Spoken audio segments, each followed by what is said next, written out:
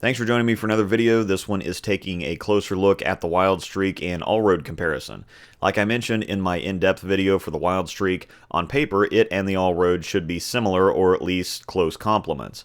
On the lane though, while they have some similar or at least familiar characteristics, the application for these two is different in my opinion, mostly due to the down lane shape. The Wild Streak is much cleaner and more readable for me down lane. It gets down the lane and turns, very simple reaction. The All-Road still gets down the lane easy, they have similar length, but the All-Road is quite a bit rounder on the back end, a little more gradual, not as defined and decisive. Now quite a few people have it the opposite, the All-Road for them is really boomy, but that's not the case for me. However, either way, this still lends the All-Road for both crowds to playing better from deeper angles because of how round it is. For me, it needs a little time to wind up, but to get it to wind up, I need to add angle to help me get it down the lane while I'm trying to roll it more with my hand. It's pretty over-under for me from straight.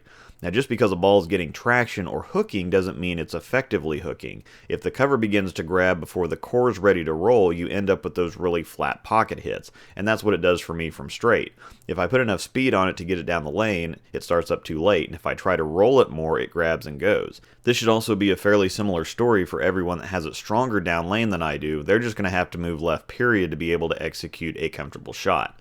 The Wild Streak, meanwhile, is much more directional, so unless you really get around it, it's going to go straighter off the end of the pattern, which works best from straighter angles. The All-Road handles deeper angles quite a bit easier.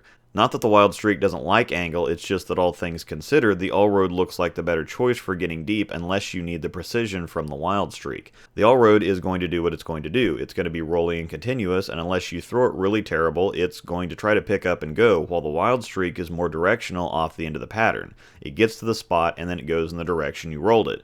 This makes it a lot better for playing straighter angles or keeping your angles closed or giving you more precise control over what it does off the end of the pattern. At the end of the day, the All-Road is a pretty good complement to the Wild Streak if you want a similar amount of hook, but need a couple different shape and zone options. If you need that help from the core to get it down the lane, but need to play straighter or control really tight backends, the Wild Streak's probably going to be your ball, and if you need the same idea but from deeper angles, the All-Road is probably the better fit. I also think the All-Road is going to be better on easier conditions, and I think the Wild Streak will be better on the tougher ones. Thanks for watching.